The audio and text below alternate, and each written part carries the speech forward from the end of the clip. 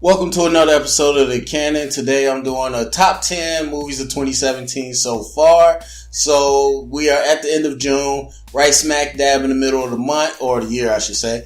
And so I want to look at the movies that are on my top list so far. So let's start off with number 10. We got Slight. Slight was a small little movie about a kid that was an engineering prodigy, but then his mom died. So he skipped school to take care of his daughter.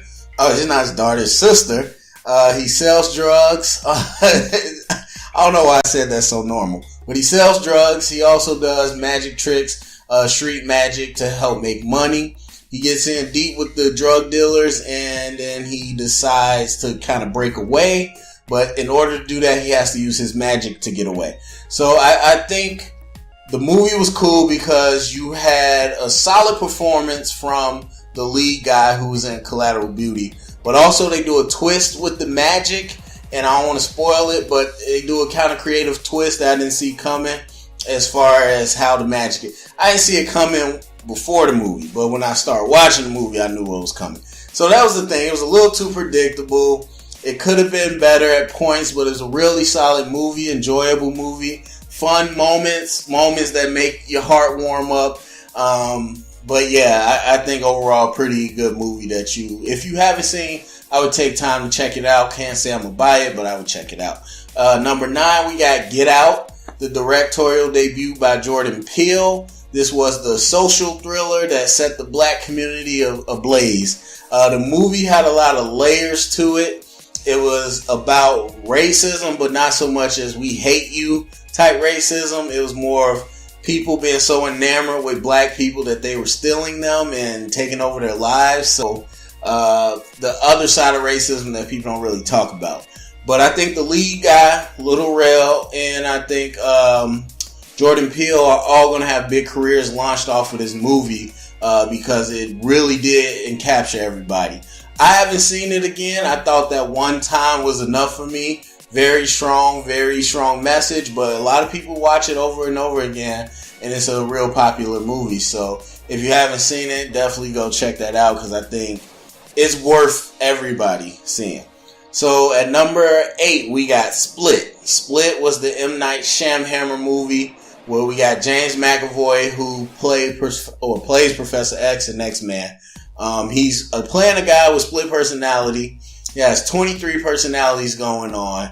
And this movie, I rated it really high. And I still think it's a really well done movie. But for me, I haven't seen it again since. I don't really want to see it again.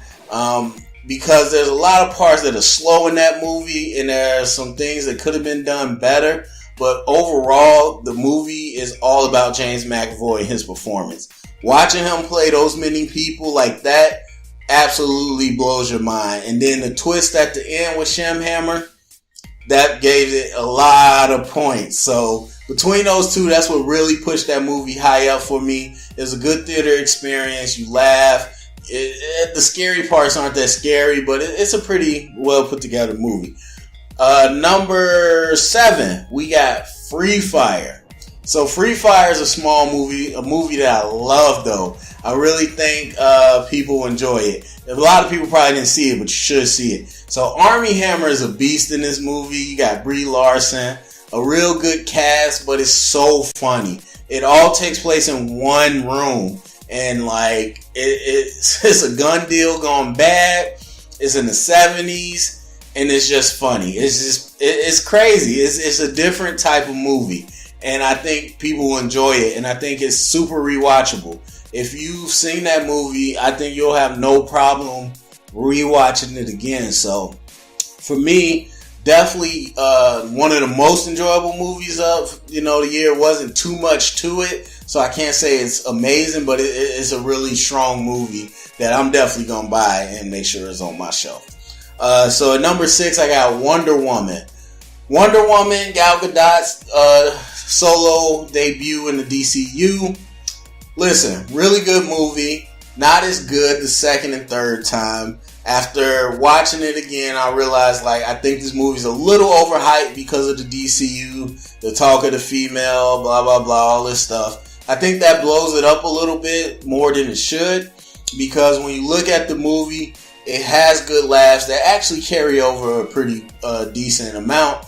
But once they leave their mascara, the movie is kind of slow. There's some other things you could have did with it, but it's a really, really, really good movie. So I'm never going to knock it, not say it's not good. And people like, oh man, you don't like the movie. I like the movie. I really, really like the movie. I think it's a solid B+ right now when I think about it. Definitely going to buy it. So number 6 for me. Number 5, Baby Driver, a movie I just reviewed. Check out that review. Edgar Wright special. This is a different type of movie, man. It's a lot of music, a lot of action with the cars. But when I think about this movie, all I'm thinking about is Jamie Foxx. Like, that's all I can remember. He was so good in this movie. And when it comes out, I'm going to buy it. Definitely going to buy it. I think it'll be rewatchable. It's a lot of fun. It's out now. Go see Baby Driver if you haven't, because it could. I really fought with myself putting it in the top 3. But, you know, it's kind of semantics at this point. But I thought there's a few tweaks, especially at the end, that could have been better. But man, is it a fun movie that everybody's going to be talking about. So number 4, A Monster Calls. A Monster Calls technically came out overseas in December, but it came out in the US when I got to see it in January. So way early in 2017, you got A Monster Calls. Look, this movie is deep. If you haven't seen this movie, it's about a young man that's losing his mother to cancer. And, you know, he's trying to deal with life coming at him pretty fast. And he's manifesting that through his emotions. And what happens is a monster comes to help him get through it and to pretty much be the outlet of his emotions. But the monster tells him different stories, too, to help him get through these times. And the stories are done with these different animations, which are pretty cool. So, movie is super artistic. Super artistic. It's deep. The kid gives a good performance. Liam Neeson is the monster. And you got Felicity Jones as the mom. I'm telling you, if you have lost somebody to cancer, or if you know somebody, or yourself is going through these type of mental and emotional issues, it hits hard. It hits pretty hard. It makes me kind of emotional just thinking about that movie. So definitely number 4 on my list. So top 3, number 3, Logan. Logan, I did not think a movie was going to be better than Logan. Honestly, I did not. When you saw Logan in March, it's early in 2017, it was just like, I'm not ready for that. Because we heard about being rated R and having all this blood, guts, and, you know, headshots. And it did. It definitely did. But I was not ready for the level of acting from Professor X. And then Hugh Jackman himself. Like, the makeup and stuff was good, but you have to play that hurt, broken type man through the makeup and through all the scars. And he came across pretty well. But that little kid, Daphne King, she was a beast as X-23 and didn't even say much. And it was just so much in that movie that I was like, that was crazy. I thought it was over the top violent and it's hard to rewatch. I've seen it 3 times and I'm going to buy it. I haven't bought it yet, but I'm going to buy it eventually, but I don't know how much I'm going to watch it because everything else was great. I thought it was more violent than it needed to be. So that hurts it a little bit, but man, I did not think any movie would be better than that movie. So it had high praise. Number 2, Guardians of the Galaxy Volume 2. And I already know, because a lot of people say this isn't as good as the first one. A. B, even if it was, they wouldn't say it's better than Logan. But for me, you know, it's hard to do these movies apples to apples. They're different genres and whatever. So you got to look at a movie for what it is. For what Guardians of the Galaxy 2 was, it did it better than almost any movie on my list. And so I think about how it went from the first comedy to the second one still having comedy, but a lot of family moments, a lot of messages about family and emotion, like really breaking down some of these characters. Not everybody, but particular Yondu, Rocket, and Peter Quill. We're really breaking down who they are and getting into that, but having good music, good fun, and like, it's hard to explain. I love Guardians. I've seen it like 3 times. I want to go see it again before it leaves theater because I just love that movie. That movie, it has every single thing you want, from comedy, from drama to, you know, emotional acting to the music, to the fun, to the colors. That movie is packed with everything you want, and it absolutely holds up. I'm trying so hard to go see it again before it goes out of theater. But further ado, my number 1 movie of 2017 so far, by far, is Gifted. People, I know a lot of y'all didn't see this. Go see, well, it's not in the theater, but buy Gifted when it comes out. Gifted stars Chris Evans, who is taking care of his niece because his sister committed suicide, and his niece is a genius. She's a mathematical genius, and so he is raising her. He's like a mechanic, and you know, he's real regular dude. But then his mom comes into the picture. She's British. She's very strict. She's very much about the prestige, and she wants to take the niece away from him and put her in these top schools and make her a prodigy.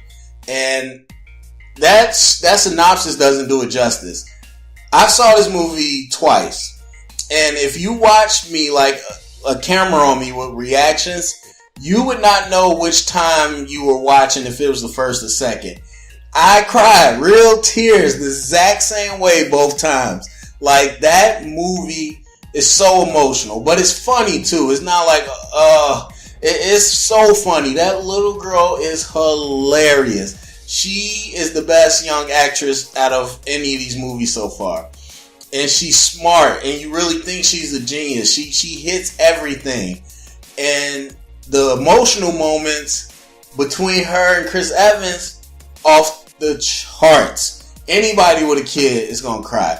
Anybody that knows a kid is going to cry. You don't even have to have a kid. Movie was amazing. So that's my number 1, 100% still. And I can't wait to buy that and own that, because that is probably one of the more perfect movies as far as tone, performance, and writing creativity that I've ever seen. So, yes. Alright, so those are my top 10 movies of 2017. Go to the comment section. Give me your list. What are your top movies? Maybe your top 5 for 2017. What did you like? What on my list that you didn't like? Make sure you subscribe, thumbs up, all that good stuff. It helps grow the brand. And remember, if you heard it here, it's official Canon.